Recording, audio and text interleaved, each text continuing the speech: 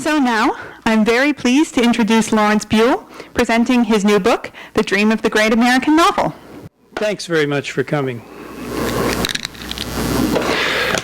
I'm going to talk mostly, though I will read some passages and open it up as soon as I can bear stopping my monologue for any kinds of questions or comments or reflections that you might have. I'm going to start with first a kind of 30-second executive summary microform version of what this book is all about, not presuming that any of you have had a chance to do more than graze through it. Then about a 5-minute capsule version of the same. After that, plunging into some of the issues at stake. The executive summary. This book tries to unpack in a lively, accessible way a neglected chapter of American thought that's never before been told. A chapter of American literature history in specific. And it uses that as a platform much more ambitiously to remap the whole territory of U.S. fiction, both in an intensive way by concentrated fresh looks at 12 to 15 individual books, from Hawthorne's Scarlet Letter to Toni Morrison's Beloved to Philip Roth's American Pastoral, but extensively as well, along the way discussing these in the company of umpteen other novels from the well-known to the obscure, for reasons that will become clear momentarily. I attempt throughout, more self-consciously than ever before in anything I've written, to achieve a kind of crossover effect where I'll be offering something that will be of real interest both to students of literature, professors of literature, my peers, and on the other hand, to a general readership that's simply interested in the realm of books and in American novels particularly. Very little prof speak, maximum of accessibility without, I hope, becoming vapid or self-evident horror of horrors. Now for the longer version. It's a book with an introduction and epilogue and 13 chapters in between. In the first couple chapters, part 1, I lay out a panoramic history of 150 plus years of buzz about the great American novel, which began at a time that, very interestingly, we can specify right after the Civil War. I'll go back to that in a bit. And through its whole history, you find intermingled tones of enthusiasm and disdain, during which there are several points where the whole idea is pronounced to be bankrupt or dead, and yet somehow it lives on. As Mark Twain said about rumors of his death being much exaggerated. Still lives on, even after this went to press. Some of you may have seen in the fall an end paper in the New York Times Sunday Book Review that was essentially dissing the great American novel ideas. Who needs it? That this was countered in the New Republic, still an idea worth contending for. And so it goes on, and will continue to go on, at least for quite a while, I think. So there's that in the first part of the 5-part affair that is here before you. Parts 2 to 5, 11 chapters, unfold in succession 4 scenarios or recipes that I contend are auspicious for generating great American novel nominees.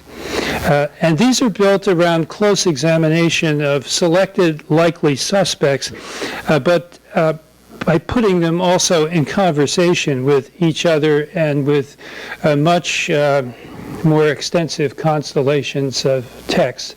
And that's the reason for the umpteen that I mentioned before, that I'm not holding up any particular book as the. What I'm doing is, I think, being faithful to the terms of the history of the talk about the great American novel itself, trying to find, read the tea leaves and find patterns, configurations. So the first of the two passages I'm going to read here is towards the very start of the book, in which I just lay out in mini form what these recipes are. The four approaches. Not the only four, I would agree, but certainly these. Perhaps the surest guarantee of G.A.N. candidacy, I often use that acronym G.A.N. It got introduced quite early. The person who coined it, believe it or not, was Henry James. You don't think of him as the great abbreviator, do you? But there it is. I think it said in the mini-forum interview in the Sunday Globe about this book that he invented the mantra itself, the phrase great American novel. That's not quite true. It would be very nice if it were, but it wasn't. Perhaps the surest guarantee of G.A.N. candidacy is to have been subjected again and again to a series of memorable imitations and reinventions in whatever genre or media, thereby giving the text a kind of master narrative status, whether or not it set out to be one. And the example that I concentrate on, part two, is Hawthorne's Scarlet Letter. The fact that Hawthorne himself had no such aspirations, and for a long time the Scarlet Letter was rarely considered a plausible great American novel contender, even by its admirers, even though it was widely acclaimed to be the most consummate piece of long fiction that the nation had yet produced. And yet, over time, it clearly became a candidate from continuous reinvention by artists and interpretation by critics. All that makes the case, I think, much more compelling, much more arresting. Script number two, next several chapters, centers on the life story of a socially representative figure, conventionally male, but by no means always, who strives, whether successfully or not, to transform him or herself from obscurity to prominence. Such novels like Fitzgerald's The Great Gatsby, Ralph Ellison's Invisible Man, unfold as inquests into the promise and pitfalls of the traditional American dream story, for which Ben Franklin's autobiography was the key homegrown prototype, or rather, the stereotype of Franklin as self-made man as it entered the bloodstream of public culture later on. Script three, that will take 4 chapters, I call The Romance of the Divide, or Divides plural, rather. Books from Harriet Beecher Stowe's Uncle Tom's Cabin to Toni Morrison's Beloved, whose plots turn on issues of sectional and or ethno-racial division. These two domains are both present in one form or another. Often they dramatize those divisions through a multi-generational family history or a scene of cross-divide interpersonal intimacy where the key people are different colors, different sections. In order to keep discussion within bounds, and given the significance in U.S. history and literature of the North, South, and Black-White divides from Revolution to the sesquicentennial of the Civil War that's still going on right now, I focus almost entirely on those two divides until almost the very end. But I take note of others, and I'll come back to that later on. Last script, script 4, is best showcased by compendious mega-novels that assemble motley cross-sections of characters who are imagined as social microcosms or sometimes vanguards. These are networked loosely or tightly, as the case may be, and shown as interacting in relation to epoch-making public events or crises that in turn dramatize democratic promise or dysfunction at a turning point. Moby Dick by Melville, Dos Passos' USA trilogy, Pynchon's Gravity's Rainbow. Those are the three books that I discuss in greatest detail, but again, in the company of lots of others. So there, in a little bit more detail, is what this book is up to. I don't want to give away the whole plot, but that's an overview. In the first part, the first two chapters, I try to emphasize that talk about the great American novel through the ages has both a comic face and a serious face to it.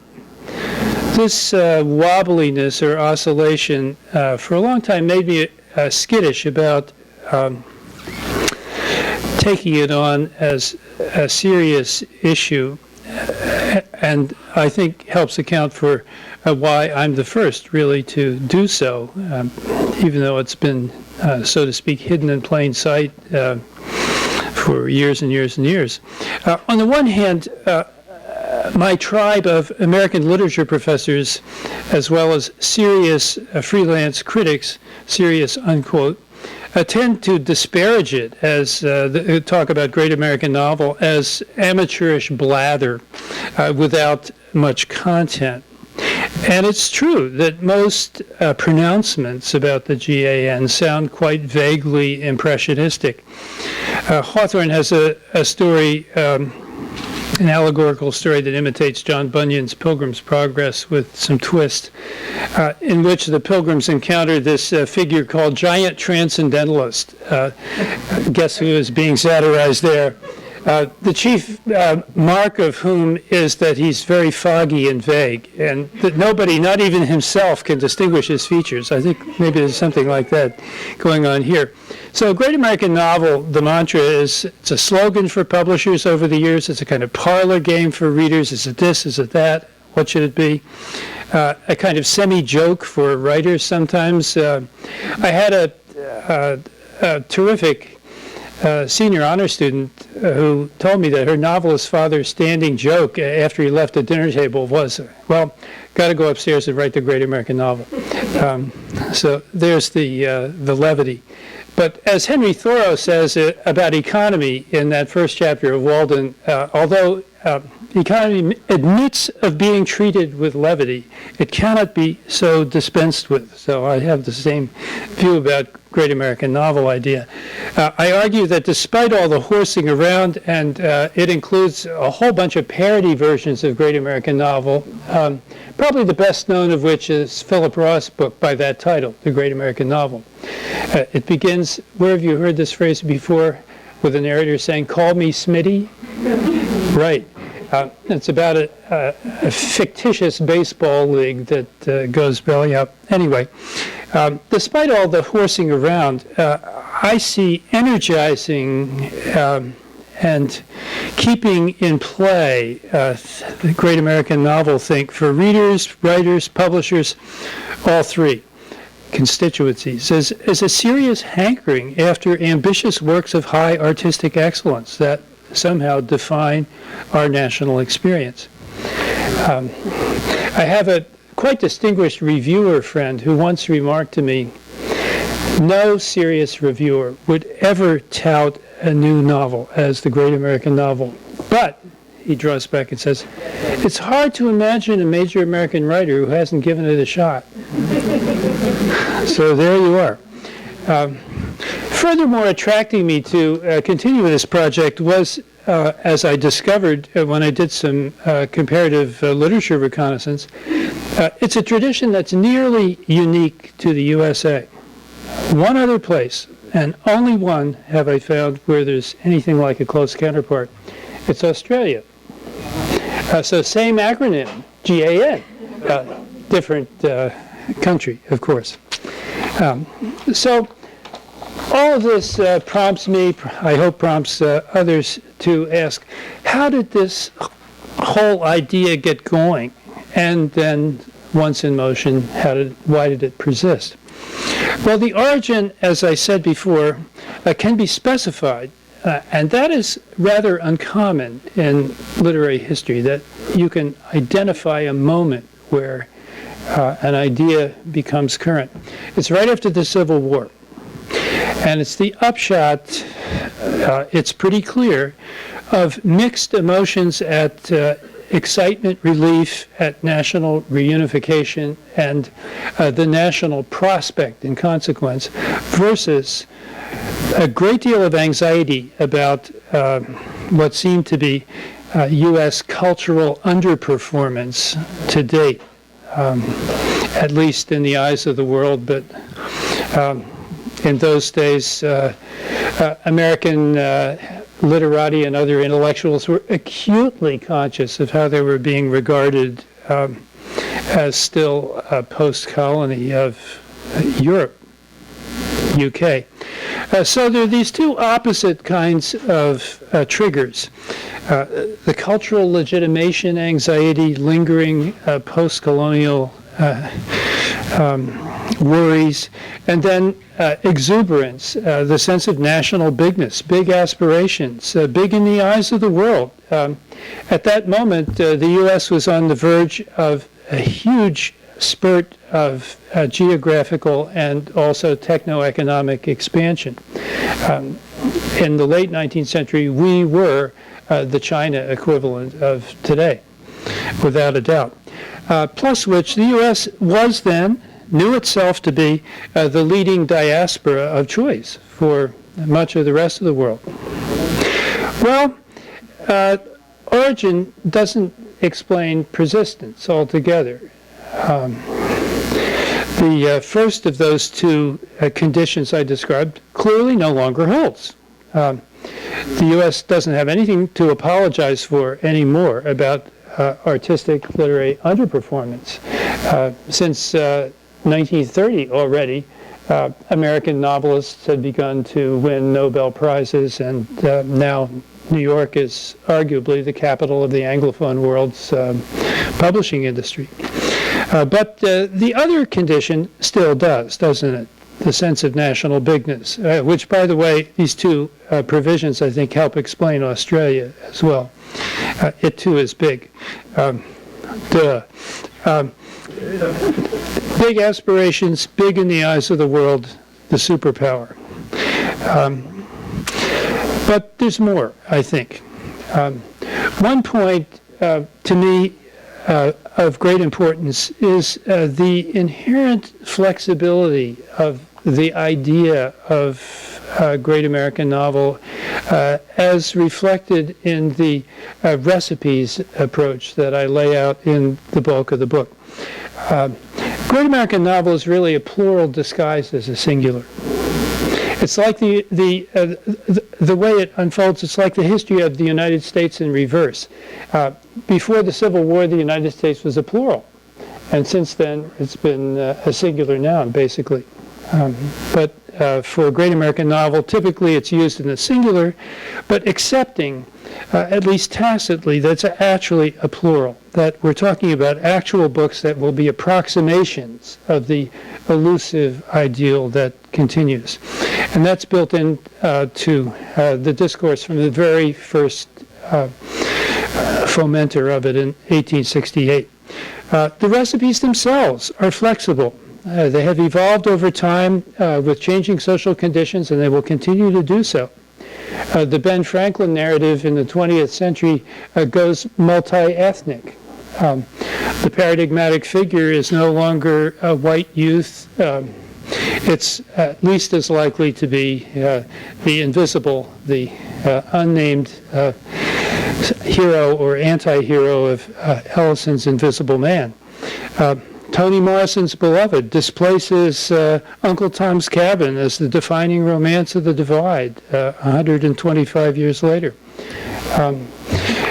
Some of you have doubtless seen, I haven't yet had the privilege, I fully intend to do it, the movie of last year, 12 Years a Slave.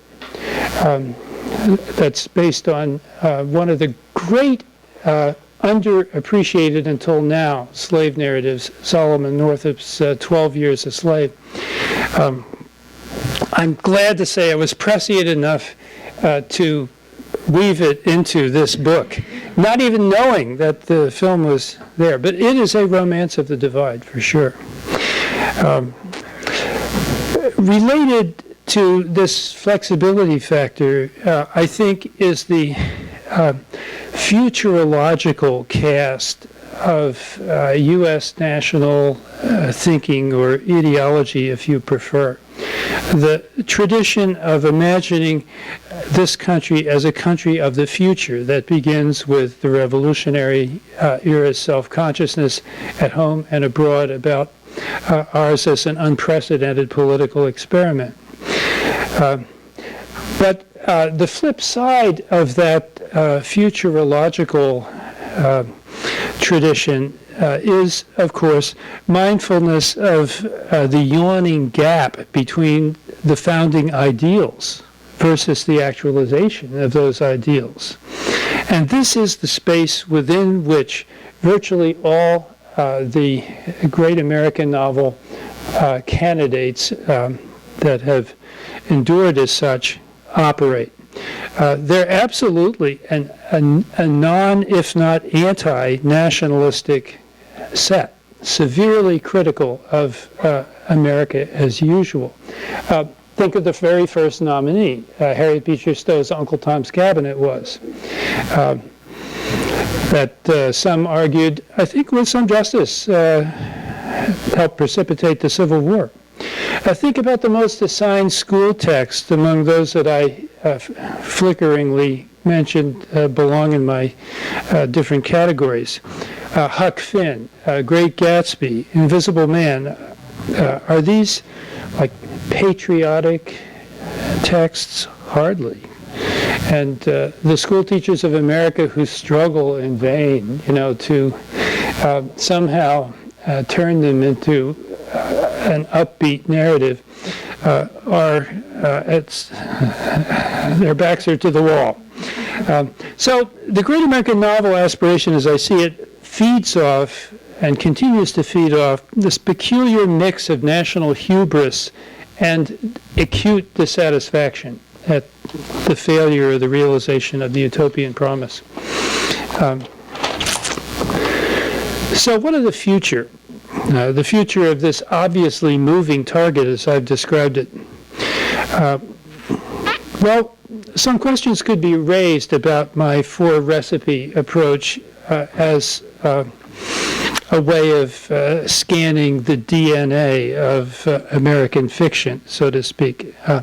Almost surely they don't exhaust the list of possibles, and therefore, with a mixture of semi-mischievousness and also sincere thanks to the second of my two Harvard University Press readers, I have a little riff in my epilogue at the very end on the sci-fi tradition, the tradition of speculative fiction that runs through our literary history, starting even earlier than Edgar Allan Poe, although he's certainly a participant. So there's an alternative way of recipe formation that I don't take up except as the edges. And others may propose some alternative scripts of their own, and I'm all willing to listen.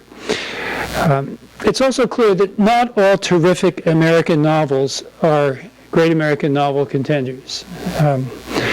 Early Toni Morrison, for example, Sula, Song of Solomon, to name my own particular favorites, they are at least, to my mind, equally superb as works of high artistic excellence to Beloved, although Beloved is the book that of at least much of Morrison aims the most self-consciously to be about the American experience, to be pan-continental.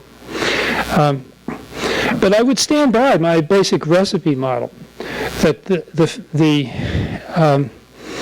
imagination of selected texts in terms of family resemblances, in terms of constellations, is the way to think about this aspiration in the broad and in its momentum, rather than just a freestanding, unique book approach. Here's a chapter on this, here's a chapter on that, here's a chapter on that. Leastways, provided that you're willing to give to strike a kind of balance and give each plausible candidate enough airtime and scrutiny to bring out what's remarkable about it. And here was a challenge that I tried to meet in various ways in the sections of the book that involve concentrated discussion. One of my tricks, I really shouldn't be too transparent about my authorial tricks, but yeah, okay, for you. One of my tricks was to deliberately to try to do something that might seem obsessive or wacko in the process of discussing my book at hand, and make it be, at least for a while, the grain of sand that opens up infinity, as William Blake memorably puts it. So I'm going to read you an example of that. Maybe you'll like it, maybe you won't, but there it is. I think you'll find it wacky. And it's out of the Beloved chapter. And it involves taking something that happens in Beloved that nobody ever talks about. I've never found any critic that even mentions it. It's a point where Morrison inserts this long passage from a popular poet of the late 19th century, Eugene Field, that nobody reads anymore. And, well, here goes the passage. I have a big idea that goes with it. See, you'll see my trick. The big idea, and then it gets hooked to this really weird exhibit.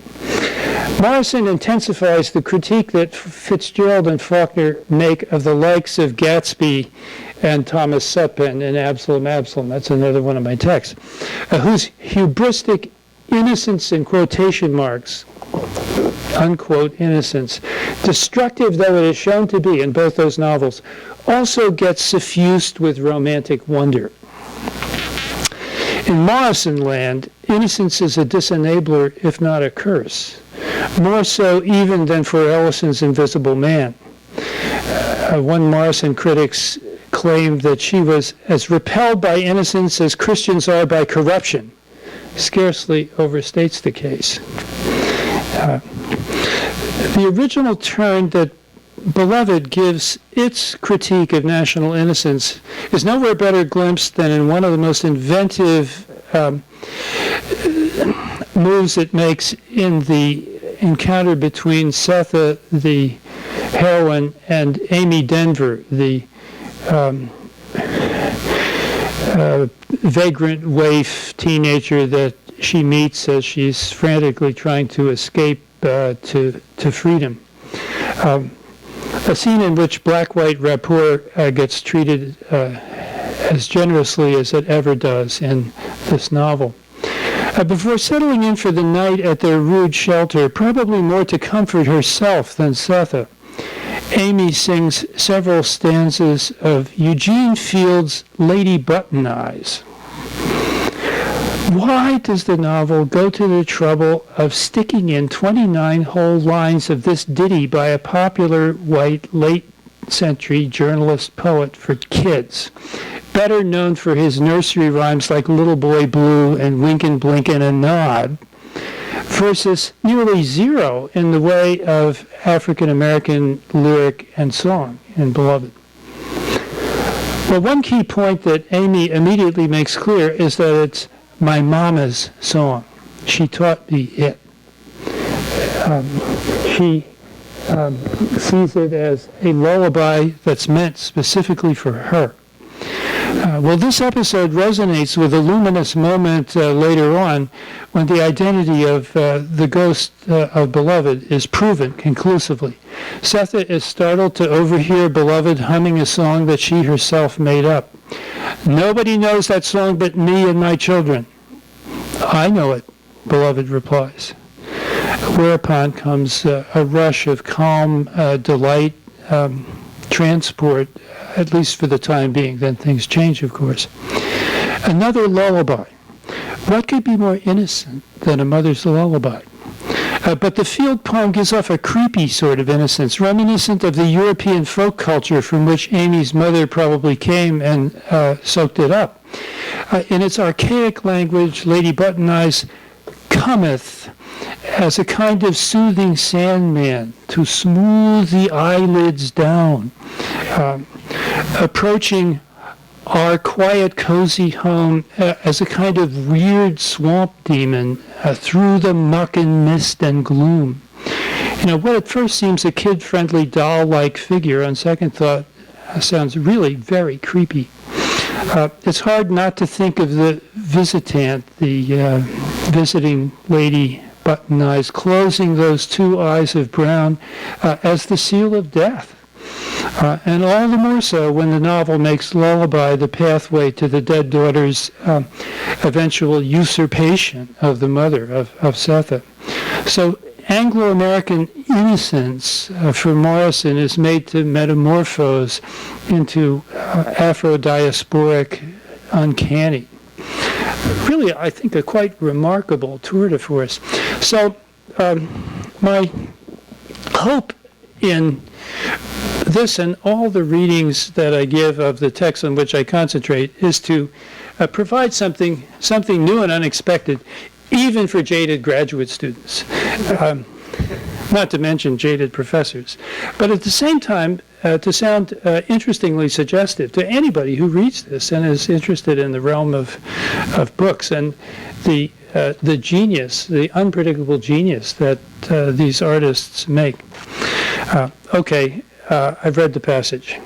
So the very last thing that I would say before throwing it open and taking whatever kinds of reflections you'd like to offer, what about the future? Will the great American novel outlast what was called in the previous century the American century? Actually more applicable, I think, to the second half of the 20th century. What if American greatness declines, some prophesy? What if, as the same some prophesies, the nation of the 21st century should be China, already is? Does that mean the death of the whole idea of great American novelism? Well, you have to read the epilogue to find my answer. And in the epilogue, to just put it in a nutshell, I speak with forked tongue. That is to say, I give a set of reasons for thinking, well, yes, this may be on the verge of winding down. And then another set of reasons for the conclusion that not going away anytime soon. So finally, I try to leave it to the reader himself or herself to go figure. And that's I guess what I would wish to end with tonight. So, thank you for, I don't think anyone left. That's great.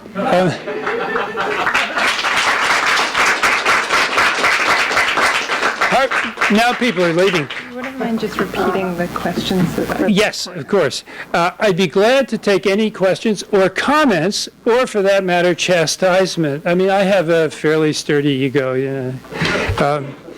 I've received, well, I won't quote it, the more toxic course evaluations. Most of them are very, very positive. But so, would anyone like to be the first to say something? That's always, of course, anxiety producing.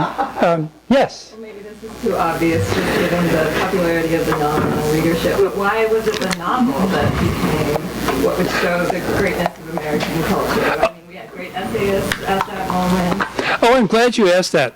The novel, at the point where the idea was put in circulation, was just belatedly in this country becoming recognized as a high art form. So that's part of the answer. It was on a roll. And if you look ahead past the 1860s, that period between the war and the next war, the Great War, World War I, is quite remarkable for the disproportion in the literature output of memorable fiction as against comparatively anemic poetry and drama. It's not that they weren't produced. So that's part of the story. Another part of the story is that across the water, this is a kind of a Euro percolation. Across the water, the idea of a novel as a carrier of national identity was quite current and had been since the time at least of Walter Scott with his series of novels, historical novels about Scottish history and identity. That's a terrific question, very pertinent about the origin point. Now here comes another question though. The subject bites back. In the 21st century, why should it still be the novel? You know, why not the great American film? And in some cases, films have been important as an augmentation effect. I discussed Gone with the Wind as a kind of double helix bound to the hip with Faulkner's fiction, and it was the film with Gone with the Wind that made it. Why not the great American sitcom, or the great American video, or the YouTube thing? Well, it just isn't. That's sort of a dorky answer. But I think it's fair to say that whether it's just sort of a lingering residual, the novel has a kind of cachet still that it's working off. And there's certain things that you can do with novels that you really can't do with film. At least only very smart filmmakers can do this both and. The elements of reflectiveness, of oscillation between momentum and lingering introspection. But I don't have a definitive answer to this. I think it's like it's still a trapeze performance that's going on without a net. The safety net is the safety net that's taken away. The reason there's no safety net is there are all these other competing genres. So I'm giving you a very emphatic, informative answer at the start and then ending in an enigma. I don't think you'll be too offended if I suggest that this line of rumination is most exciting for us Americans. It's a kind of national fascination. I wonder, of the books that you wrote about, which ones do people in other countries really feel like are worth reading or kind of worth, yeah. Which of the books that I write about have folks in other countries resonated with?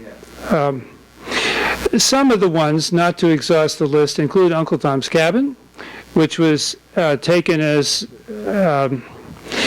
a protest against not just American chattel slavery, but immiseration of racial others in many different venues, and also, for example, in the harem of the King of Siam, by the kept women, who one of whom put on a play called The Small House of Uncle Thomas in order to make a bid for her freedom. Melville's Moby Dick, there's a text with world resonance. And so too, I found, rather to my surprise, Gatsby has percolated to the antipodes and not just stayed put. Those are only three examples, though. I would say it's about half and half in terms of a national audience preeminent and then the more distributed. Now, it should be also said, as to the why of an American book becoming received with interest abroad, that cultural capital of the superpower that has played a significant part that can't be disaggregated from the intrinsic aesthetic merits of the text since about the middle of the 20th century. Yes? I have two questions. I don't know if you have an answer. But two questions. Okay. A lot of countries seem to have the great writer who represents the country, like Tolstoy is the Russian kind of lyrically. In Japan, where I come from, we have Soseki, who was on the 1,000 Yen bill. And why in the U.S. are we focus on this one book instead of the writer is my first question. The second question is, an American writer hasn't won the Nobel Prize, and I just noticed in the Tokyo Olympic medal count, they were saying, we shouldn't be embarrassed about medal counts, we should be more embarrassed about not winning the Nobel Prize Americans have done quite well in the 20th century from 1930 to 1987, which is Toni Morrison. Since then, not. Should that be a source of national chagrin? I don't know. I think there's enough fickleness in the prize department not to worry, as you say, too much about medal count. Your other question about why the focus on the work, the individual work, rather than on the author. I think my pitter-patter tonight, and also my book, underestimates the extent to which the total author is the prestige factor as against the particular book. Where this becomes most visible, I think, is the case of an author who's done a lot of excellent work, and it becomes a more difficult matter to say, okay, which is the contender. Philip Roth would be an example of that. But maybe the way of flipping the question around to the very most interesting part of it is, why not in the other national literary traditions have a great book thing? Well, I think that such exists. In Russia, for example, Tolstoy would be thought of not so much qua the biographical Tolstoy, but in terms of the two monumental novels that define his achievement, War and Peace and Anna Karenina. But there isn't any great Russian novel tradition. I think that to get it started, post-colonial legitimation anxiety has a lot to do with the case, and that would maybe speak to the instance of Japan as well. I find it more in different patches of the Americas. Not that there's a great Paraguayan novel, but there is a novel that is looked at as defining the Paraguayan experience, a dictator novel, predictably. Different cultural history variables, I think, help to dictate that. Yes, sir. Do you find that the writers and the readers conceive of the concept differently or largely similarly? I'm thinking of I'm familiar with, and that's Gordon Putner's book, What America Read. A book I admire greatly, What America Read. Yeah, What America Read. Hugely fascinating book. And it obviously it explores writers who tend not to come up on book lists in universities. And I'm wondering, is there a great split, or do writers and readers look at it the same? Are publishers the go-between? Do writers, readers, and authors look at it the same? The concept of the great American novel. I think each of those constituencies is, by definition, a scattergram. So we can't overgeneralize too much. Publishers traditionally have been hypesters, readier to play the G.A.N. card than any others. I think readers have tended to be less cagey than the authors themselves, and yet you can see one or another author in succession, from Henry James when he stuck his pinky finger into the discourse at the point that he was writing The Bostonians. That's the novel that I happened to take up. Down to Edith Wharton, Sinclair Lewis, and of course Norman Mailer. He's the most fluorescently transparent aspirant of the late 20th century, they have the bug. To go back to Wharton, she wrote one of the few really smart, good essays on the subject. What should this be about? That has real content to it. Yes, sir.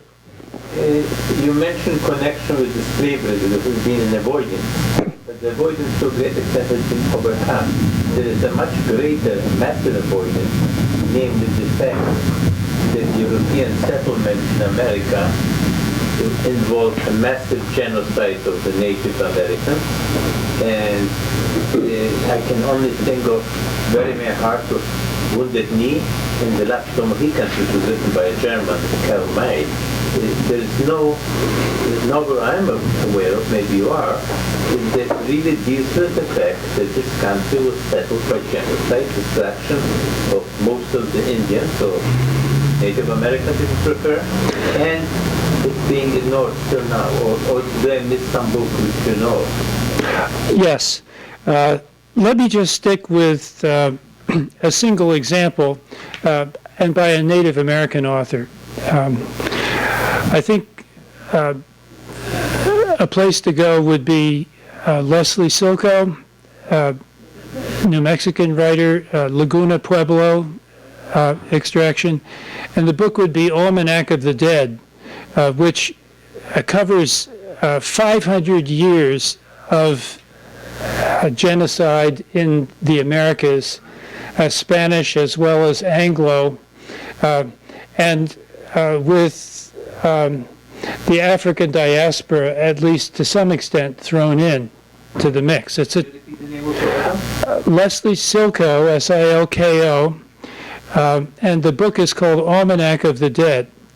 I do discuss it, but briefly, towards the end of the Romance of the Divide section, where I take a turn away from north-south, black-white, and acknowledge that that's only one way of framing the issue. And Trans-Pacific, American Hemispheric, other Euro-American diasporas, all of those have their claim. And I'm trying to keep this book from being much more than 563 pages, and so it's reduced to that short section. Yes, Aaron? So it seems as though to qualify as a potential great American novel, the author has to be extremely serious. Has to what? Has to be extremely serious, and the work has to have a rather serious affect, as it were. But you've got Huck Finn on the list, not surprisingly, and you mentioned a number of other books that at least have some very, very funny moments in them. So I'm wondering what the relationship is of comedy in general to the great American novel. That's a great question. There's a subset, and not a tiny subset, of the 12 or 15 on which I concentrate that are pretty darn serious. You would have to look pretty hard to find chuckles in Scarlet Letter, for example. You can find it. As when the evil Chillingsworth comes into Dimsdale's boudoir and the sleeping Dimsdale is unprepared to have his garment ripped open to see the stigmata of the A. So why was Dimsdale sleeping? He was reading a book and he fell asleep over it, and the narrator said it must have been a work of wondrous ability in the somniferous school of literature. Yes. But to take your question head on, I don't see the comic as inherently off topic for the great American novel aspirant. On the contrary, it seems to me that for some of them, comedy and satire are a really important part of the project of exposing the gap between the America that is and the America that might be, and that's part of Twain's project too. Ellison wrote a terrific essay in which he lays out this idea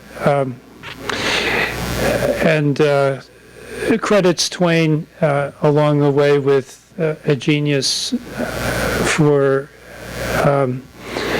finding a path to use comedy as a substitute for politics, the indirect assault. And Ellison himself was a master at that. So I don't mean to batch these authors in a monotone, not by any means. I tend to think myself, just as a reader, reading for pleasure, that the most interesting kinds of performance acts are those that move in those two very different directions. Think of Shakespeare using comic elements in tragedy, for example, or vice versa.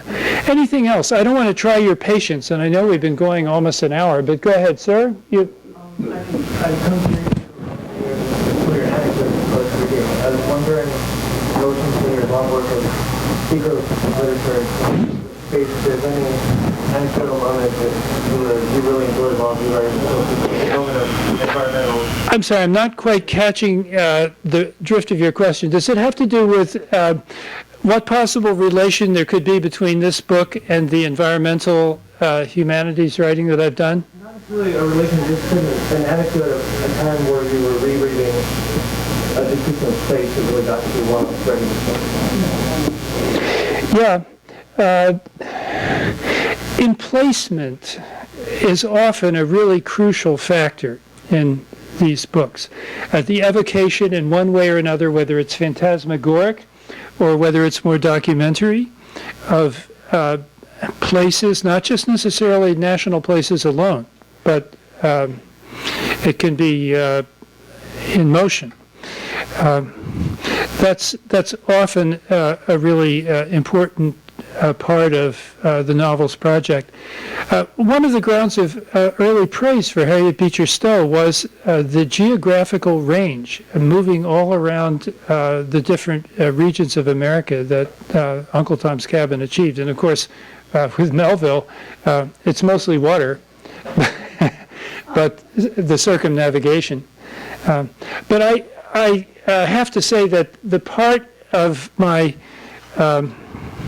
mind in which I did this book was not the same part of my mind in which I have done my environmental criticism. And I think that's okay. I mean, wouldn't you rather be a complex human being than, you know?